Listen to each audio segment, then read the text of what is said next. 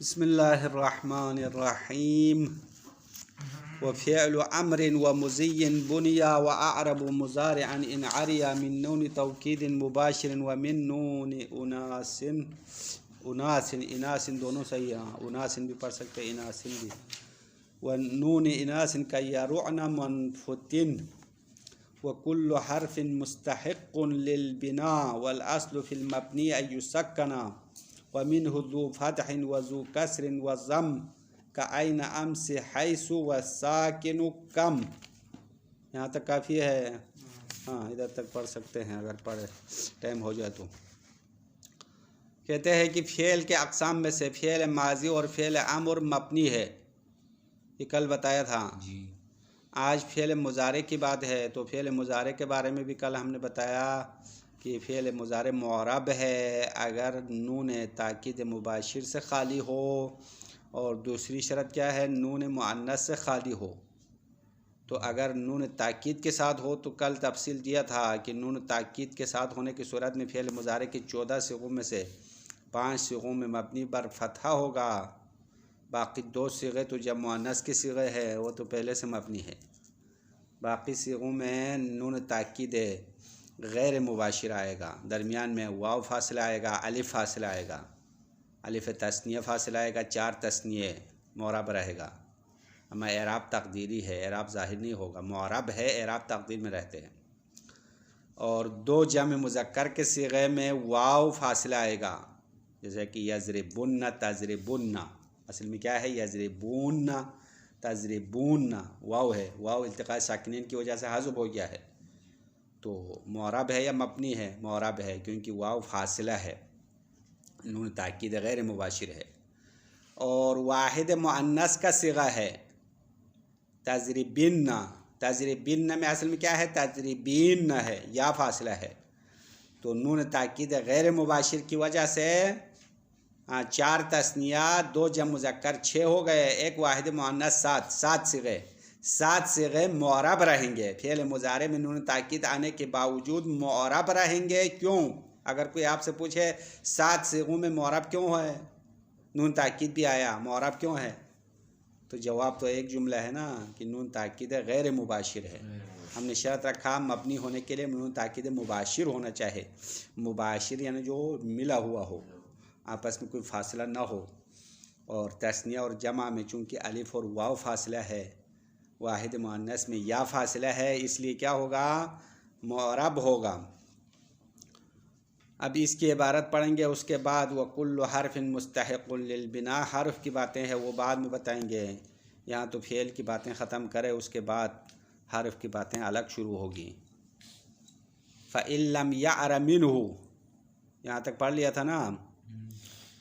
اگر وہ نون تاکید سے خالی نہ ہو، بنیا، اس فعل کو مبنی بنایا جائے گا. فعل مضارع میں نون تاکید ہو تو اس کو مبنی بنانا ہے. کیوں؟ لمعارضۃ شبہہ للاسم، کہ فعل مضارع اسم کے ساتھ شباہت ہونے کے ساتھ ٹکراؤ ہے، تعارض ہے. بما یقتضی البناء، ایسی چیز جو مبنی کو چاہنے والی ہے. وہو النون المؤکدۃ، اور مبنی چاہنے والی چیز نون تاکید ہے. التی ہی من خصائص الافعال، اور یہ نون تاکید فعل کی خصوصیات میں سے ہے. وَبِنَاؤُهُ عَلَى الْفَتْحِ، اب یہاں سے اگلا سوال پیش آئے گا کہ مبنی تو بنا دیا، تو مبنی بر فتحہ کیوں بنا دیا؟ تو اس کی وجہ بتاتے ہیں. اگر نون تاکید ہو تو فعل مضارع مبنی بر فتحہ کیوں ہوگا؟ وَبِنَاؤُهُ عَلَى الْفَتْحِ لِتَرْکِیبِهِ مَعَهُ كَتَرْکِیبِ 15. فعل مضارع کو نون تاکید کے ساتھ مبنی بر فتح بنانا لترکیبہ معہ، کیونکہ فعل مضارع نون کے ساتھ مرکب ہونے کی وجہ سے ہے. کترکیب 15، جس طرح 15 کے ساتھ مرکب ہو کر مبنی بر فتح ہوتا ہے، اسی طرح نون تاکید کے ساتھ فعل مضارع مل کر فتح آئے گا. 15 کیا ہے؟ دونوں مبنی بر فتح ہوا نہیں ہوا، پہلا جز دوسرا جز، اور آپس میں مرکب ہو گیا ہے. اصل میں 15 ہے، واو درمیان میں فاصلہ ہے، اس کو واو کو گرا دیا ہے، اس کے بعد 15 کو 10 کے ساتھ مرکب کر کے مبنی پر فتحہ بنا دیا ہے. اسی طرح نون تاکید کو فعل مضارع کے ساتھ ملا کر مرکب بنا دیا. اور مرکب ثقیل ہے اس لیے فتحہ خفیف ہے، فتحہ ہلکا ہے اس لیے مبنی بر فتحہ بنا دیا۔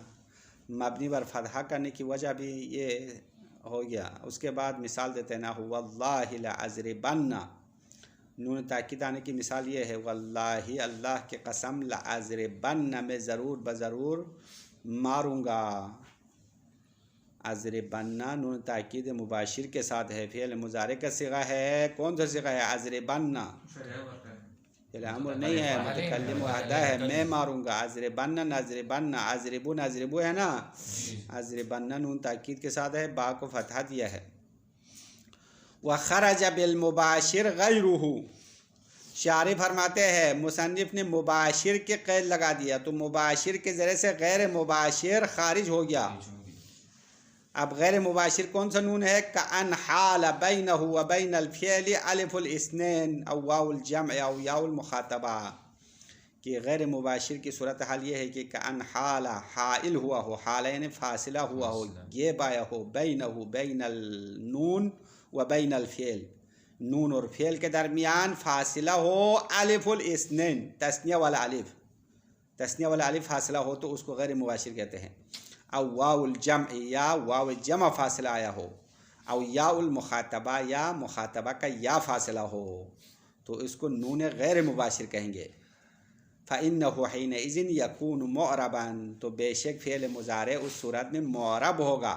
اما تقدیراً، اعراب تقدیر میں رہے گا، ظاہر نہیں ہوگا، جیسا کہ یضربان تضربان، یضربن تضربن تضربن، یہ سارے صیغے ابھی ہم نے حساب کر کے آپ کو دیا، کتنے صیغے ہیں؟ 7 صیغے ہیں، 4 تثنیہ ہے اور 2 جمع مذکر کے صیغے ہے اور 1 واحد مؤنث کے صیغے ہے۔ اس 7 صیغوں میں نون تاکید آنے کے باوجود فعل مضارع معرب رہے گا۔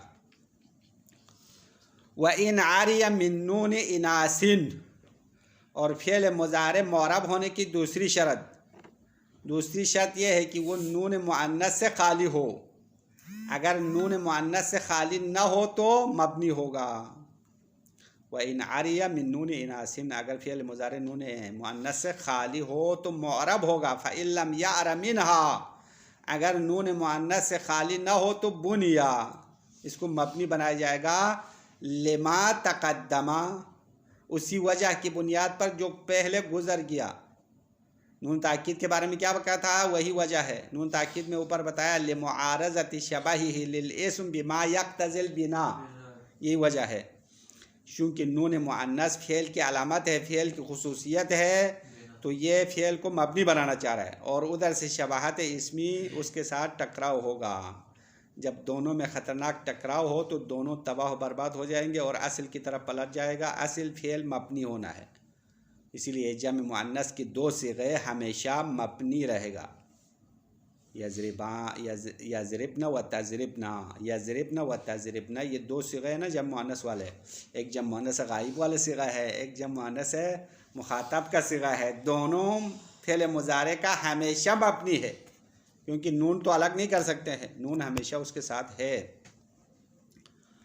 وَإِن لَّمْ يَعْرَ مِنْهَا، اگر فعل نون مؤنث سے خالی نہ ہو تو بنیا، اس کو مبنی قرار دیتے ہیں لما تقدمہ، اس وجہ کی بنیاد پر جو گزر گئی ہے۔ وَبِنَاؤُهُ عَلَى السُّكُونِ، اب یہاں پہ ایک اور سوال پیش آتا ہے کہ فعل مضارع کے ساتھ نون مؤنث ہو تو مبنی بنا دیا، تو مبنی ہونا تو سمجھ میں آیا، اس کو مبنی پر سکون کیوں بنایا؟ یضربن و تضربن، با کیا ہے؟ آخری حرف ساکن ہے نا، یضربن تضربن، با ساکن کیوں ہوا؟ تو اس کی وجہ بھی شارح صاحب بتا رہے، وَبِنَاؤُهُ عَلَى السُّكُونِ، اس کو ساکن پر مبنی بنانا، حملاً علی الماضی المتصل بها، اس فعل ماضی پر حمل کرتے ہوئے ساکن کیا ہے جو نون سے متصل ہو۔ اگر یہی نون مؤنث ماضی کے ساتھ ہو تو بھی مبنی پر سکون ہوتا ہے۔ ماضی کا گردان کرو، ضرب ضربا ضربو ضربت ضربتا ضربنا، ضربنا ماضی کا صیغہ ہے نا مؤنث کا، جب مؤنث سے صیغہ ہے تو نون مؤنث ماضی کے ساتھ ہو تو مبنی پر سکون ہوتا ہے، تو اگر مضارع کے ساتھ بھی آ جائے تو مضارع کو ماضی پر حمل کیا، اس کے ساتھ ایک جیسا بنا دیا ہے، دونوں میں مبنی پر سکون بنا دیا۔ اور اصل مبنی میں سکون بھی ہے. والاصل فی المبنی ان یسکنا، ابھی حرف کے بارے میں بتاتے ہیں کہ مبنی میں قانون سکون پر مبنی ہونا ہے، کیونکہ ساکن سب سے ہلکا ہے، سب سے ہلکا ساکن ہے. اس کے بعد فتحہ ہے، فتحہ کے بعد کسرہ ہے، کسرہ کے بعد ضمہ ہے. حرکتوں میں جو ہلکا اور باری جو ہے ترتیب ہے وہ یہ ہے. تو سب سے ہلکی چیز کیا ہے؟ سکون ہے، کیونکہ سکون میں آواز بند ہوتی ہے، زیادہ زور نہیں آئے گا آپ کے منہ پر. پھر اس کے بعد فتحہ، اس سے تھوڑا ہلکا والا ہے. پھر آگے جا کے سب سے باری کون سا حرکت ہے؟ ضمہ. ضمہ سب سے ثقیل ہے. اچھا، کسرہ ضمہ سے کمتر ہے. اب مبنی بر سکون، فعل مضارع کو مبنی بر سکون بنانے کی وجہ بتا دیا. بنا کیا ہے؟ حملن، بنا نہیں، حملن علی الماضی، اس کو ماضی پر حمل کرتے ہوئے، المتصل بہا، اس ماضی کے ساتھ نون متصل ہے. لأنہما یستویان، کیونکہ ماضی اور مضارع دونوں برابر ہے. فی اصالت السکون و عروض الحرکت فیہما، کہ ماضی اور مضارع دونوں میں اصل ساکن ہونے میں برابر ہے اور حرکت عارض ہونے میں برابر ہے. کیونکہ دونوں فعل ہے، فعل میں اصل کیا ہے؟ مبنی ہونا ہے.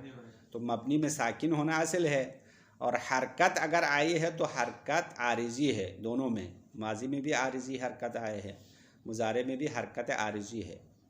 کما قال فی شرح الکافیہ، جیسا کہ یہ باتیں مصنف نے شرح کافیہ میں کہا. اب یہ شارح صاحب مصنف کافیہ اور تسہیل کی باتیں یہاں لانے کا ٹھیکہ لیا ہوا ہے. ہر جگہ پر مصنف کی باتیں لا کے آپ کے لیے تحفے کے طور پر پیش کر رہے ہیں. ہاں، شرح کافیہ میں کہا، تسہیل میں کہا، شرح تسہیل میں کہا. اب مثال دیتے ہیں. نون تاکید آنے کی مثال تو پہلے یہ تو نون مؤنث والی مثال کا یرعن منفوتن، جیسا کہ یرعن صیغہ ہے، را یرعو سے امر، وہ فعل مضارع کا صیغہ جب مؤنث ہے.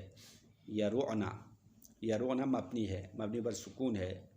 کیوں مبنی ہوا؟ کیونکہ نون مؤنث ہے اس کے ساتھ. مبنی پر سکون ہونے کی وجہ بھی بتا دیا. وَكُلُّ حَرْفٍ مُسْتَحِقٌ لِلْبِنَاءِ، اب یہاں سے فعل کی باتیں بھی ختم ہو گئی. اب حرف کی باری آ گئی. حروف کہتے ہیں جتنے بھی حروف ہیں سب کے سب مبنی ہونے کا حقدار ہے. وَكُلُّ حَرْفٍ مُسْتَحِقٌ لِلْبِنَاءِ، اوپر شعر کا ترجمہ دیکھو، اس کے بعد نیچے پڑھیں گے. کل حرف، تمام حروف، سب حروف مستحق للبناء، مبنی ہونے کا حقدار ہے، مبنی ہوں گے. والاصل فی المبنی ان یسکنا، اور مبنی میں اصل قانون ساکن ہونا ہے. ومنہ ذو فتح وذو کسر وضم، اور مبنی میں سے بعض فتحہ والے ہیں، بعض کسرہ والے ہیں، اور بعض ضمہ والے ہیں. یعنی قانون تو ساکن آنا تھا، لیکن کبھی کبھار مبنی بر فتحہ بھی موجود ہے، کبھی مبنی بر کسرہ ہے، کبھی مبنی بر ضمہ ہے. تینوں کی مثال دیتا ہے. کا آئینہ، آئینہ مبنی بر فتحہ کی مثال. امسی مبنی بر کسرہ کی مثال. حیثو مبنی بر ضمہ کی مثال.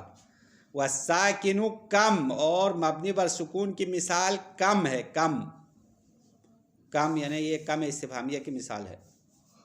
ہاں، کم تو اردو والا کم نہیں ہے، مبنی بر ساکن کم ہے تو مطلب کم ہے، کمی ہے. اس کی کمی ہونے کی بات نہیں کر رہے. کم یعنی یہ کم ہے، وہ استفہامیہ کم ہے، خبریہ کم کے دو اقسام ہیں نا، وہ کم مبنی بر سکون والی مثال ہے.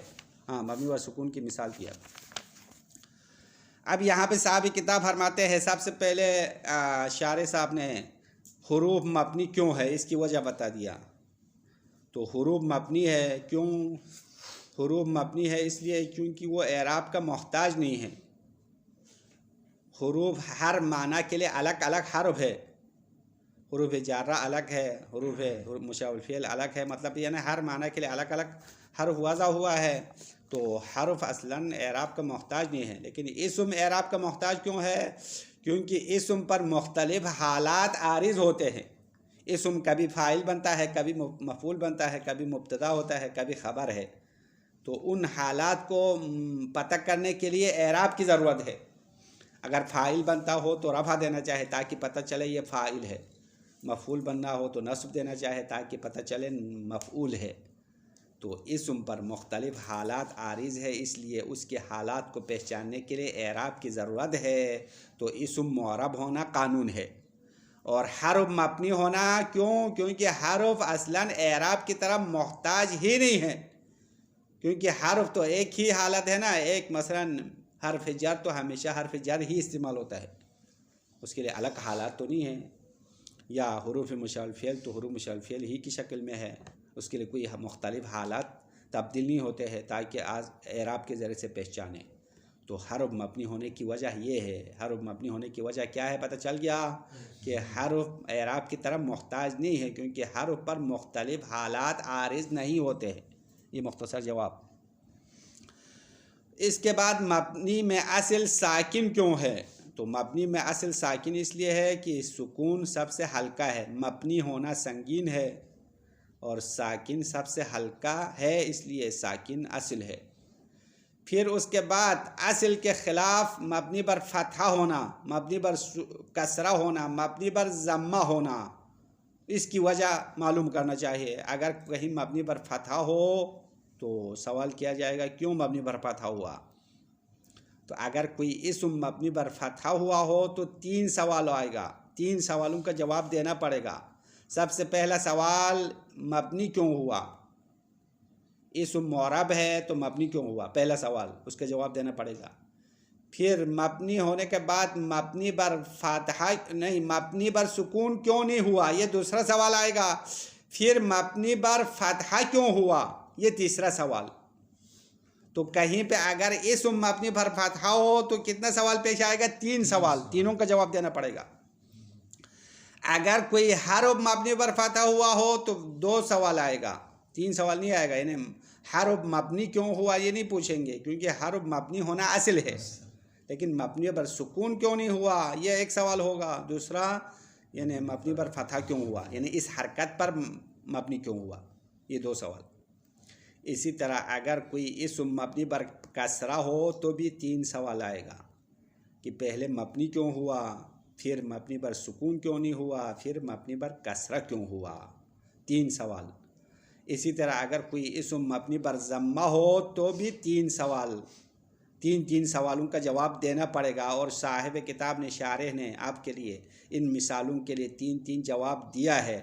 اب یہ عبارت میں باتیں آ جائے گی، خلاصے میں زیادہ ٹائم نہیں لگانا چاہے، بات آسان ہے، اس کو ہم جلدی پڑھ کے ختم کرنا چاہتے ہیں۔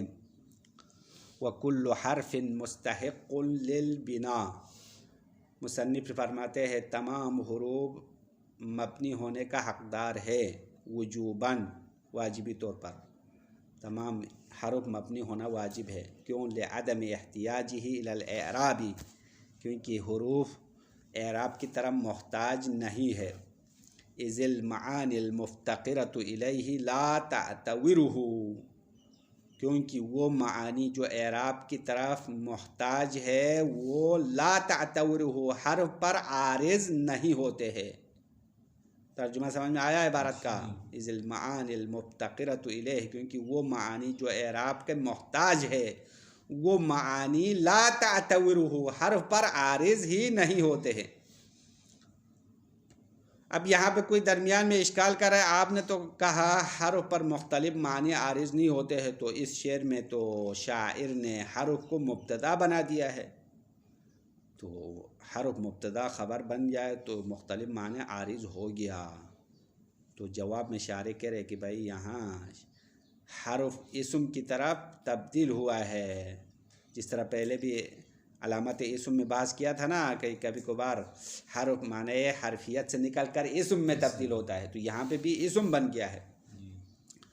وَنَحْوَ لَيْتَ الشِّعْرِ مُسَافِرُ ابْنَ أَبِي عَمْرٍ وَلَيْتَ يَقُولُهَا الْمَحْزُونُ، شاعر فرماتے ہیں لیت الشعر، کاش میں جان لیتا، لیت الشعر یعنی کاش مجھے شعور آتا مسافر ابن عمر کے بارے میں، ولیت یقولها المحزون، اور جو غمگین شخص ہے وہ لیتا کہتا ہے، لیتا یعنی کاش کا معنی، کاش کہتا ہے جو غمگین ہوتا ہے۔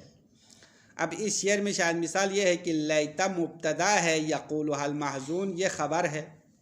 لیتا کیا ہے؟ لیتا حرف ہے نا، حروف مشبہ بالفعل ہے، تو آپ نے تو کہا تھا لیتا پر حروف پر مختلف معنی عارض نہیں ہوتے ہیں، تو یہاں تو مختلف معنی عارض ہو گیا۔ اشکال یہ ہے، جواب میں اشارے کرے علی تجردها من معنی الحرفیتی، یہاں لیتا کو معنی حرفیت سے خالی کرنے کی بنا پر ہے، وجذبها الى المعنی الاسمیتی، اور لیتا اسم کے معنی کی طرف جذب ہونے کی وجہ سے یہاں لیتا مبتدا واقع ہوا ہے۔ اب کوئی پوچھے بھائی یہاں لیتا اسم سے حرف سے نکل کر اسم کی طرف کیسے آیا، کیسے پتہ چلا؟ بدلیل عدم وفائها لمقتضاها، کیونکہ لیتا نے اپنے مقتضا کو وفا نہیں کیا ہے، اپنے تقاضا کو پورا نہیں کیا، اور یہ دلیل اور قرینہ ہے۔ کیونکہ لیتا کا مقتضا کیا ہے؟ لیتا حروف مشبہہ بالفعل ہے، اس کے لیے اسم چاہیے، خبر چاہیے۔ یہ تو نہیں ہے نا یہاں پہ اسم خبر ہے لیتا کا؟ نہیں ہے۔ اور یہاں لیتا کی طرف ضمیر بھی پلٹا ہے، یقولہا میں جو ضمیر ہے وہ لیتا کی طرف پلٹتی ہے، تو اگر لیتا حرف ہوتا تو حرف کی طرف تو ضمیر نہیں پلٹتی ہے۔ تو یہ تمام باتیں قرینہ ہے، یہاں لیتا معنی حرف سے نکل کر اسم کی طرف جذب ہو گیا، اسم کی طرف آ گیا ہے یہ، اور یہ حرف سے باہر ہو گیا ہے۔ بدلیل عدم وفائها لمقتضاها، کیونکہ لیتا نے اپنے مقتضا کو پورا نہیں کیا، اس دلیل کی بنیاد پر لیتا معنی حرف سے خالی ہو گیا ہے۔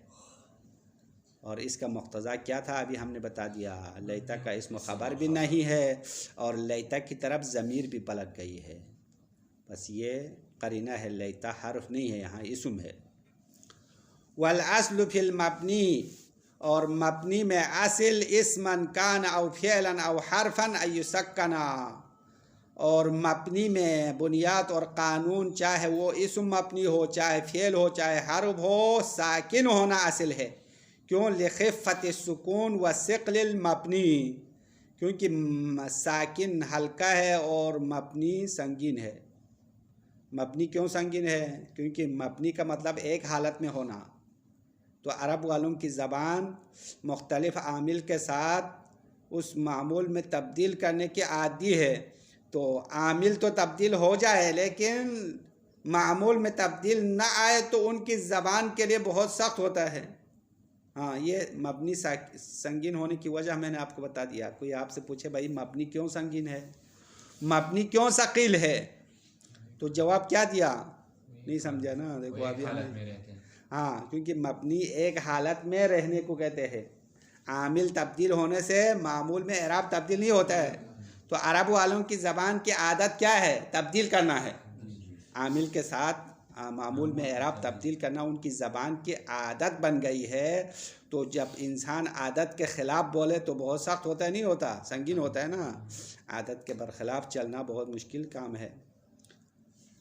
مبنی سنگین ہے، باری ہے، اور سکون ہلکا ہے۔ وَمِنْهُ أي وَمِنَ الْمَبْنِي ذُو فَتْحٍ، اور مبنی میں سے کچھ فتحہ والے ہیں، وَمِنْهُ ذُو كَسْرٍ، اور مبنی میں سے کچھ کسرہ والے ہیں، وَمِنْهُ ذُو ضَمٍّ، اور مبنی میں سے کچھ مثالیں ضمہ والے ہیں، وَذَلِكَ لِسَبَبٍ، اور یہ فتحہ اور ضمہ اور کسرہ ہونا کسی وجہ سے ہے، خواہ نہیں ہوتا ہے۔ ہاں، ابھی آدھا گھنٹہ تو پورا کرنا پڑے گا، 23 منٹ ہو گیا۔ ہاں، آپ گھنٹی بجنے کی آواز پر پریشان نہ ہو۔ ٹائم کی بات نہیں کرو بھائی، ٹائم تو ہم اپنے ٹائم کو چلائیں گے۔ فضول فتح کا آئینہ، اور مبنی پر فتحہ ہونے کی مثال آئینہ ہے۔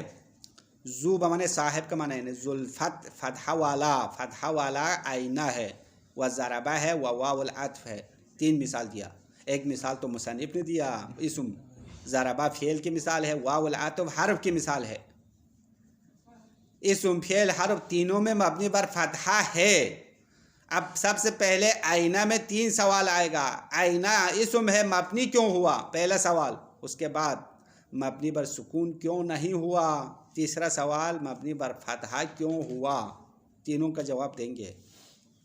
فالاول، پہلا، حرک لالتقاء الساکنین، اب آئینہ مبنی کیوں ہو گیا، اس کا جواب پہلے ابحاث میں دیا ہے، اس لیے یہاں پہ نہیں دیا۔ آئینہ یہ شبہات معنوی ہے، آئینہ استفہام کے لیے آتا ہے نا، اس لیے حمزہ استفہام کا معنی پایا جاتا ہے، تو مبنی کیوں ہوا اس کا جواب آپ کو پہلے اب ہاس میں دیا ہے اس لیے یہاں پہ نہیں دیا، شباہت معنوی ہے. شباہت معنوی کی وجہ سے آئینہ مبنی ہوا، اور مبنی بر سکون کیوں نہیں ہوا؟ حرک الالتقاء ساکنین، کیونکہ التقاء ساکنین کی وجہ سے حرکت دی گئی ہے، کیونکہ یا ساکن ہے، نون بھی ساکن کیا تو دو ساکن مل جائے گا، اور یہ غلط ہے. وَكَانَتْ فَتْحَةً لِلْخِفَّةِ، اور فتحہ پر مبنی بنایا کیونکہ فتحہ حلقہ ہے. ساکن کے بعد حلقہ حرکت فتحہ ہے، بس فتحہ کے علاوہ کوئی چارہ نہیں ہے. کسرت ہے تو اور بھی سنگین ہوگا، ضمہ دیا تو اور بھی سنگین ہوگا، اس لیے حلقے کے لیے فتحہ دیا. اب اس کے بعد مزید آگے مبنی بر کسرہ اور ضمہ کی باتیں پڑھنے کی طاقت نہیں ہے، تو یہیں پہ چھوڑنا پڑے گا. وصلی اللہ علی محمد و آلہ الطاہرین.